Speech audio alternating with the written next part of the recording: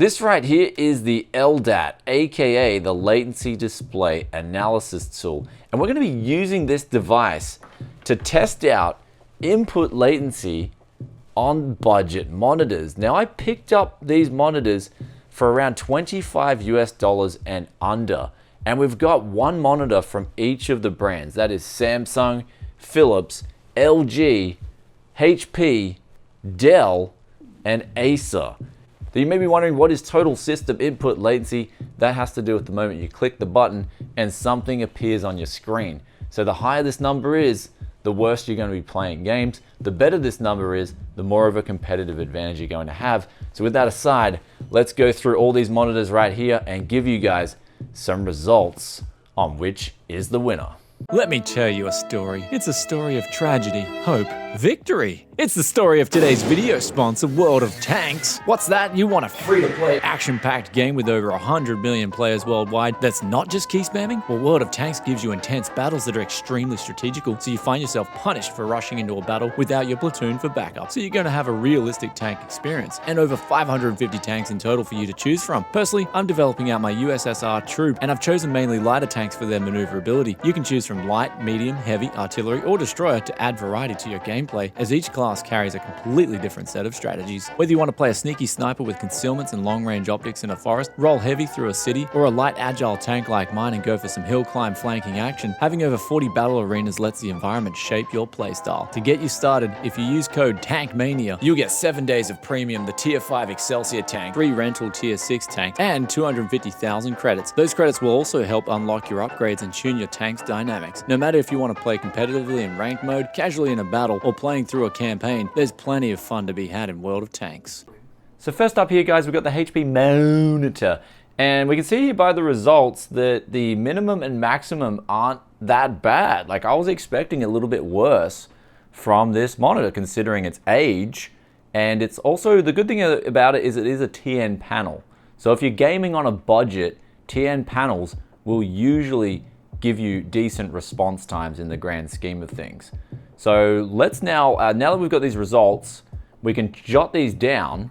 Ends our number of samples. We've taken 100 samples, and from here, we've got our numbers. Where the average input latency here from click to getting a picture out on the monitor is 23.7 milliseconds. Also, one quick test I am throwing in for you guys before we move into the other monitors is testing with Vsync on versus off. Now, Vsync is the original technology to sync up a full frame output so there's no tearing. But the problem with this old tech is that it pretty much gives you ridiculously high input lag. We've seen an increase here of 36 milliseconds on average, and the best frame that we've got was 49 milliseconds, which was over 40 milliseconds higher than that of having Vsync off. Then the maximum went over 70 as well. So really, if you guys are serious about competitive play, do not turn on Vsync, leave it off.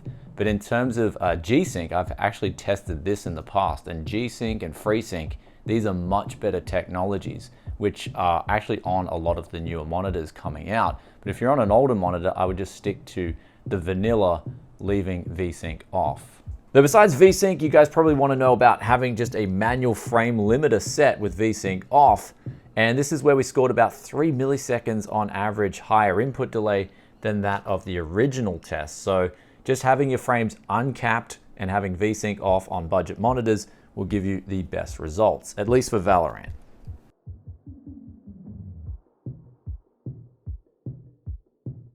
So next up here, we've got the V246HL from Acer, similar to the HP model in that it's both a TN panel with white LED backlighting and it's 60 Hz, but they're claiming it's a 5 millisecond response time versus the HP's 3 milliseconds.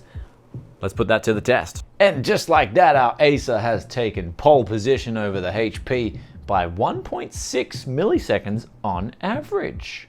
So next up is the odd duckling of the bunch, mainly because of its size and resolution. It's a 4x3 monitor with a resolution of 1600 by 1200. Though, just because it's got the weird size and the weird resolution, doesn't mean it will necessarily get some weird results. And here we've got the LG Flatron E2340V, another 1080p special here with the TN panel and white LED backlighting. So pretty much all these panels in today's comparison are TN panels with white LED backlighting. But of course, we want to see manufacturer to manufacturer if there is any funny buggers introduced and which one you should avoid. But so far, so far so good.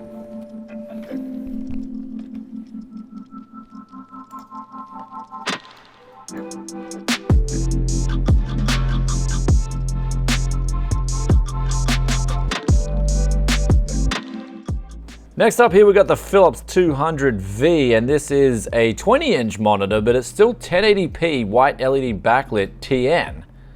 So let's see what Philips can bring to the table on a budget. I think this one's actually the cheapest I got out of the bunch. I think I got this for 10 bucks off memory. And the last monitor we've got up here is a Samsung BX2440. This is a TN panel with white LED backlighting, just like the others. So let's finally now, with all this aside, see what the results show us of all these monitors. And with all that testing out of the way, we now answer the question of which brand is the best budget monitor brand? If you're looking around the under $30 used bangers on the used market, well, the results here show that the input lag on all these models were coming in a similar ballpark. So if you were going out and buying an Acer versus a HP versus a Dell versus LG, Philips or Samsung, all the monitors that we had tested here today showed a worst case scenario from best case scenario of a difference of around 4 milliseconds. So the worst average time that clocked in was the LG E2340V with 25.3 average milliseconds. And then the best case scenario that we saw was actually the Dell monitor, which came in with an average of 21.7. So that was impressive that the Dell had the best time. But that being said, the Dell also had some of the worst response times, where that was a PVA panel, so basically VA, and it's not as fast to respond as a TN panel.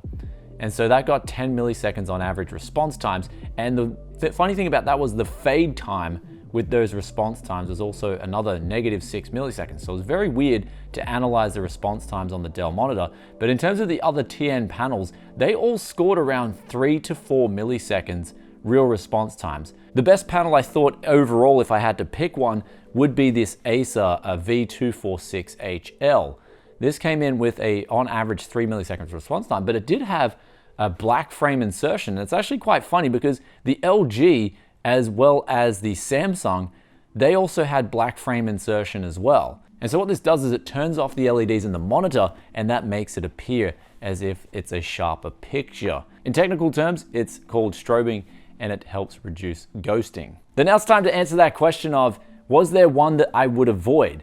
And at this money, when it comes down to it, all these monitors here, I picked them up dirt cheap. And I was actually impressed with all 6 of them. They were all decent panels in that if you wanted to get into gaming and you had the skill set, then you could get good on any of these 6 monitors that I've shown in today's video. 21 to 25 milliseconds input lag is not going to be too much of a detriment. Keep in mind, you can shave this down 15 milliseconds by going from 60 Hertz to 360 Hertz, but that's going to set you back a lot of money. You can put together something budget and get a real cheap rig put together and still be able to compete with other players at a competitive level. Now, besides the monitor, one of the other most important things if you're getting into PC gaming, of course, is your mouse selection. And I'm gonna say if you're on a budget, I would look at 2 different choices, and that is the Logitech G203, or I think in other parts of the world it's known as the G102, or if you've got a bigger hand and you like palm gripping, I would go for the Razer Death Adder. Both those mice are very cheap, even worldwide shipped on AliExpress. They both have extremely low input latency, and coupled with even a 60 Hertz monitor, you should be able to play at a very good level until, of course, you're then making money, and then you can upgrade your gear if you need be. Though that being said, my 2 favorite picks here today was the Acer and then the HP, the 2301, believe it or not. You're probably like, why'd you like the HP monitor?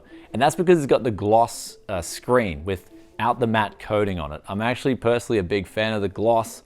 I think it just takes away that matte layer, which I feel is like almost like you're putting a blur over the monitor. It just allows me personally to see the image a lot clearer and it's a lot more crisp, especially coupled with TN technology. If you're on a budget, you're gonna get some real sharp pictures out of this type of monitor. Anyway guys, with that aside, if you enjoyed today's video, then be sure to hit that like button and also let us know in the comment section below which of these 6 monitors did you like, or if you've got your own favorite pick on a budget monitor, do drop a comment in the comment section below. Or if you've got any questions about today's testing and how we got all these numbers, then I'll be happy to answer that as well. But we've also got the question of the day, which comes from Ascender, and they ask, when will the 21H1 edition come? Waiting. And they're talking about the Windows 10 update, and we do a custom ISO here at Tech Yes City. I'm actually waiting for this to be mass adopted. I have seen some people are getting the update, some people aren't. I like it when it's available to everyone. Then we can do our video and we'll actually make a V2 of the Tech Yes custom Windows 10 ISO. I'll put the link to that video up here if you're into taking out all the bloatware out of your OS. Anyway guys, if you stayed this far and you're enjoying that Tech Yes content, you know what to do. Hit that sub button, ring that bell, and I'll catch you in the next one. Peace out for now. Bye.